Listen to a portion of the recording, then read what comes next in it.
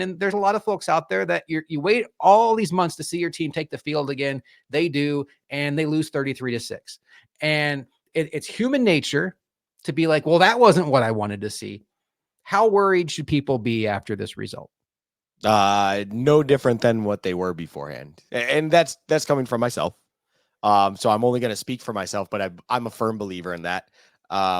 It's one of those things where you look, you can try to dissect the preseason game as best as you want. You can look for those highs. You can look to criticize the lows. You can try to read between the lines of what you just watched and why you spent the time to watch what you just watched and what is going on. First and foremost, it was a prime example of why I am not an individual that cares for watching preseason as a whole. That was a beautiful example of that. And two, it's because realistically, I just think it takes a lot of talking into to get you into a place where you believe you're reading between the lines, you're taking something from it. It can be fun where you look at a splash play, such as, just enjoying Shakir catching the ball and turning upfield, seeing Keon Coleman make a reception, all of those little sprinkle items. Cool. Enjoy those for what they are, but all they quite literally are is one play and it's a meaningless game. The only meaning and the only value that comes from it, I truly believe, are just those detail things. A lot of the penalties pre-snap especially came later on in that game, and that's going to be stuff that almost, I think coaches, I'm not going to say coaches want to see, but it's going to be something come Monday that they clearly are going to highlight. They're going to talk about, they're going to reinforce just certain things that they want the entire team, even the first team, people that weren't part of those things. They're going to be like, make sure we're not doing this. Make sure we're not hurting ourselves. We heard Sean McDermott post-game talk about a lot of self-inflicted issues and everything going on. And that's a coach's dream, in my opinion, when it comes to preseason, because it gives you that excuse to be a coach and instill things that clearly a guy like McDermott and talks about culture and all of that kind of stuff. It just reinforces that and it allows it to kind of be a springboard to other things that you want to do. Other than that, you should not read anything more into this. It should not create any more panic.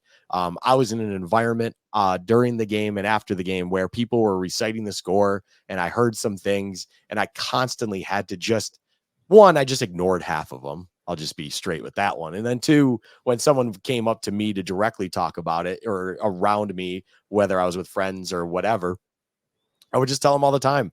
I couldn't care less. I just could not care less. It's quite literally a game that took place. The thing I'm happy about is no injuries realistically came out of it. We obviously Oliver scare was there. He got cleared 2 minutes later and he's fine, but you keep him on the sideline. That's fine. All of those things happened. Move on with your life. Just it's preseason. This is the time to get out all the BS. Let the depth players try to earn their spot, whether it's on your roster or another one, and move on with your life. It's quite as simple as that. I think when you see the 33-6 final score, it can be jarring. I think context is important here. Josh Allen threw 3 passes in this game. He had 2 drives. One was a 3 and out.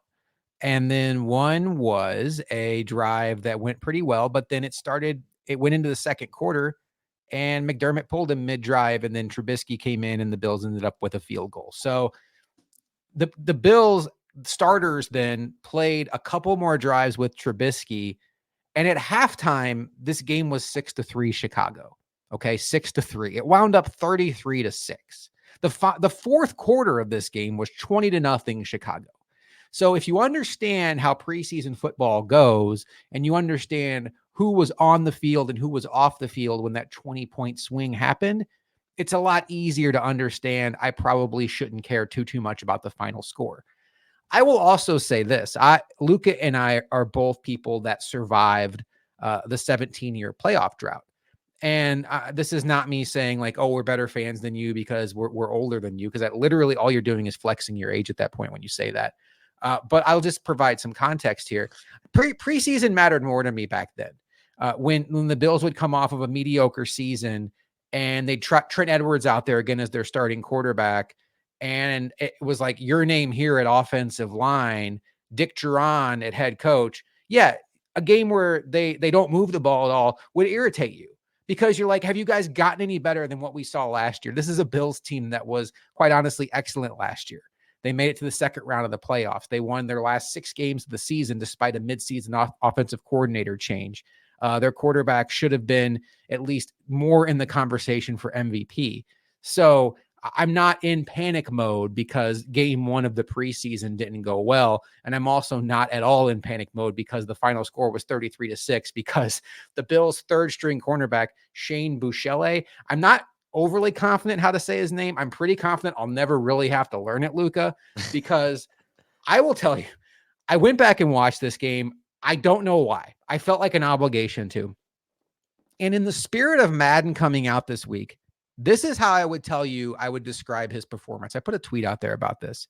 He looked like a kid who picked up Madden for the first time, had no idea what any of the buttons did. All he wanted to do was boot up Madden and just have fun running around with Lamar Jackson making circus plays. But the problem is, Luka, he loaded into the game. He picked the wrong purple team and he had Sam Darnold instead of Lamar Jackson. That's what he looked like. He was bailing out of pockets so fast, running in circles with no plan and getting sacked. It was hilarious. I've never seen anything like that. And it was kind of funny to watch. Thanks for watching this clip from Bill's Chat.